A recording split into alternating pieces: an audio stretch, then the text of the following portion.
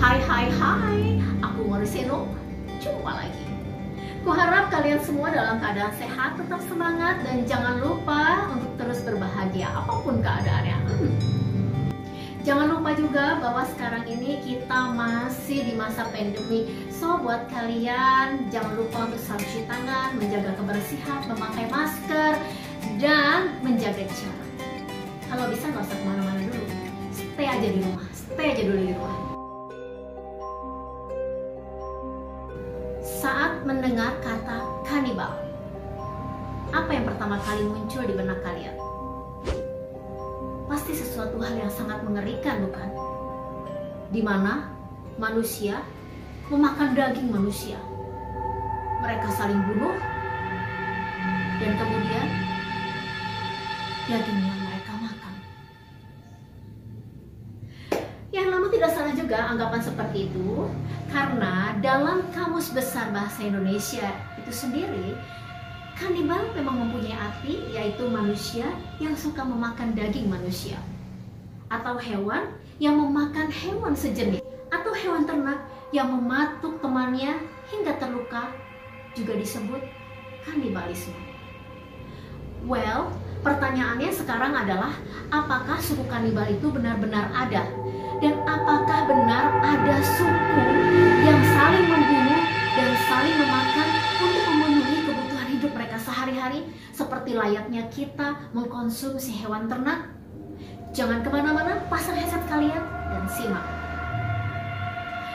Oke, jadi ada 5 suku yang dianggap paling berbahaya di dunia ini.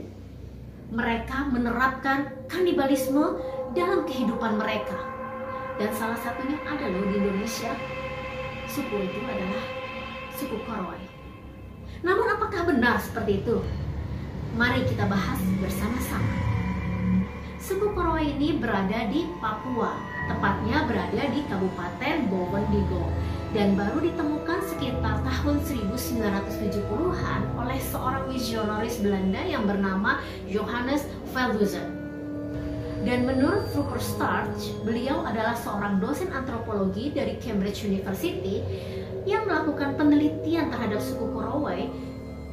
Beliau tinggal di sana selama 16 bulan dan menurutnya nama Korowai itu diberikan oleh seorang misionaris dari Belanda. Sementara nama asli dari suku Korowai itu sendiri adalah Holufo, yang memiliki arti daerah yang lebih ke atas atau daerah hulu.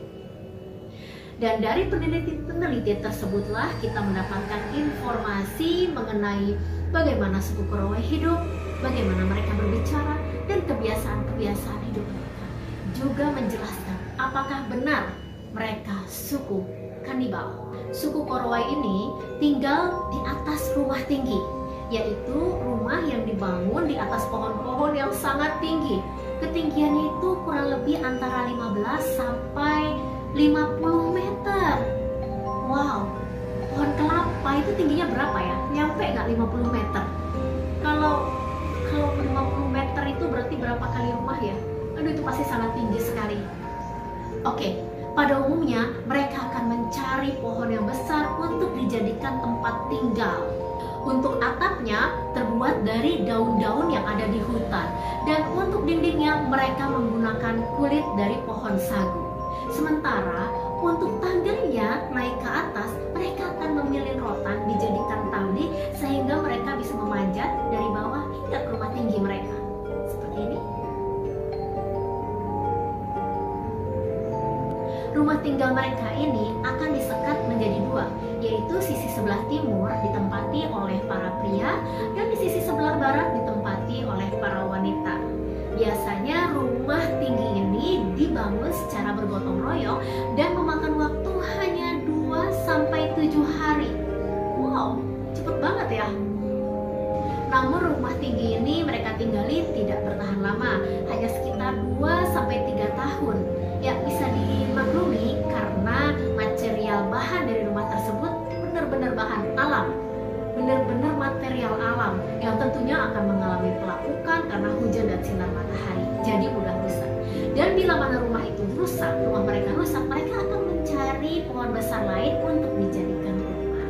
Para wanita senang berada di hutan, seperti layaknya kita yang tinggal di kota. wanita-wanita suku Korowai tinggal di hutan itu seperti tinggal di pasar. Segala kebutuhan ada, tercukupi. Tinggal di hutan, kebutuhan mereka terpenuhi dengan mudah. Suku Korowai tidak mengenakan pakaian, jadi mereka ya begitulah. Bahkan koteka pun mereka tidak pakai loh, seperti layaknya suku-suku lain yang ada di Papua. Biasanya para lelakinya sudah menggunakan koteka. Kalian tahu kan apa itu koteka? Yang belum tahu boleh komen di bawah, dan yang sudah tahu bisa tolong dijelaskan apa itu koteka. Bahasa yang digunakan oleh suku Korowai adalah bahasa Awiu-Dumut yang merupakan bagian dari film Transnugini. Bahasa ini juga dipakai atau digunakan oleh berbagai suku di Papua Tenggara. Dan cara bertahan hidup mereka di hutan dengan berburu. Mereka mendapatkan nutrisinya dari larva kumbang loh guys. Menurut artikel yang dibuat oleh Haris Suroto dari Badan Arkeologi Papua, beliau menjelaskan alasan mengapa suku Korowai membangun rumahnya tinggi di atas pohon, yaitu selain untuk menghindari serangan nyamuk malaria, juga untuk menghindari serangan hewan buas. Tapi ada alasan utama loh guys yang bikin bulu kita merinding. Mengapa suku Korowai membangun rumahnya tinggi di atas pohon? Karena ketakutan suku Korowai terhadap serangan Laleo. Laleo itu adalah iblis yang kejam. Laleo ini adalah makhluk yang dipercaya oleh suku Korowai berjalan seperti mayat hidup di malam hari, berkeliaran di malam hari mencari kerabat mereka. Lalu bagaimana praktek kanibal sebenarnya yang terjadi di suku Korowai itu? Kalau kita search di Google Engine tentang suku Korowai, hampir semua artikel yang muncul terkait dengan kanibal. Sementara yang kita ketahui, kanibal itu adalah manusia yang memakan daging manusia. Dan yang terjadi di Korowai adalah mengapa sebagian dari mereka memakan daging manusia. Hal itu terjadi karena sistem peradilan pidana di suku Korowai atau hukum adat suku Korowai.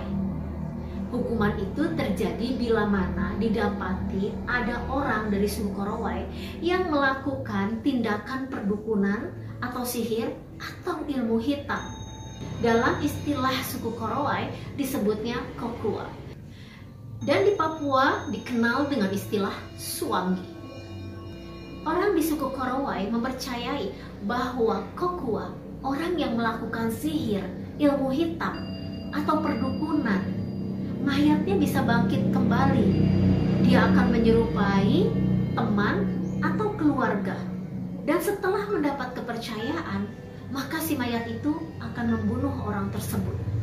Dan orang di suku Korowai juga mempercayai bahwa arwah dari kokua itu akan bergentayangan dan mengganggu masyarakat Korowai. Itulah sebabnya mengapa suku Korowai percaya bahwa orang jahat yang melakukan sihir, yang melakukan ilmu hitam harus dibunuh dengan cara dipotong lalu dimakan dagingnya, agar si mayat itu tidak bangkit lagi dan mengganggu masyarakat suku Korowai. Namun dalam menjalankan prosesi ritual kanibalisme itu, suku Korowai tidak pernah melibatkan wanita hamil dan anak-anak. Setelah melakukan prosesi tersebut, suku Korowai akan bernyanyi dan memukul dinding rumah mereka dengan kayu hingga semalaman. So guys, dari sini kita bisa mengetahui bahwa suku Korowai bukanlah kanibal seperti yang diberitakan selama ini. Seperti anggapan banyak orang, bahkan dunia internasional pun menganggap seperti itu. Stigma buruk yang beranggapan suku Korowai adalah suku kanibal, sehingga membuat orang datang ke sana menjadi takut, cemas, khawatir. Itu adalah tidak benar. Bahkan menurut Radian Yasmita Warasaka, seorang penulis buku berjudul Perempuan Perkasa Belajar Praktek Kesetaraan pada Budaya Suku Korowai, proses hukuman kanibalisme terakhir terdengar dilakukan pada tahun 2007. Dan setelah itu tidak pernah terdengar lagi. Mereka, suku Korowai, tidak seseram apa yang pernah kita bayangkan. Bahkan mereka bisa dibilang ramah ya, terbukti dari jejak petualang Trans TV sudah pernah meliputnya ke sana, Net TV juga sudah pernah ke sana. So jadi stigma buruk masyarakat ya yang seram-seram atau menakutkan mengenai suku Korowai itu adalah tidak benar ya guys. Mereka adalah suku yang ramah, bersahabat, dan welcome. Kalau kita datang ke sana, tentunya juga kita pasti harus menjaga sopan santun dan adat istiadat ya guys. Jangan melanggar peraturan mereka, misalnya seperti itu ya. Nah, terbukti dari banyaknya peneliti yang datang ke sana dan stay di sana dan mereka aman-aman saja. Ada yang dari Belanda, ada fotografer dari Italia, ada dosen dari Inggris, dan mereka bisa hidup menyatu, membaur dengan suku Korowai, tentunya dengan mengikuti tata cara dan pola makan suku Korowai. Suku Korowai sekarang sudah makan mie, sudah makan beras, tidak lagi sagu, ya guys. So guys, sudah sepatutnya kita bangga terhadap kebudayaan dan adat istiadat yang ada di Indonesia ini. Salah satunya adalah suku Korowai. Oke guys, kalau di antara kalian ada yang tahu informasi lebih lanjut mengenai suku Korowai, keadaannya kini atau keadaannya dulu, kalian boleh dong berbagi informasi, berbagi wawasan dengan menulisnya di kolom komentar. Dan guys, kalau kalian suka video ini, kalian bisa klik tombol like dan kalian bisa membagikan video ini kepada teman atau keluarga kalian. Dan jangan lupa ya untuk mengklik tombol subscribe dan bunyikan loncengnya agar kalian selalu mendapat notifikasi setiap kali aku mengupload video terbaru. Aku berharap kalian enjoy dan mendapatkan informasi tambahan mengenai kekayaan budaya Nusantara Indonesia dari video ini. Mohon maaf bila terjadi kesalahan dalam penyampaian. Sampai jumpa di video Uma Luceno berikutnya.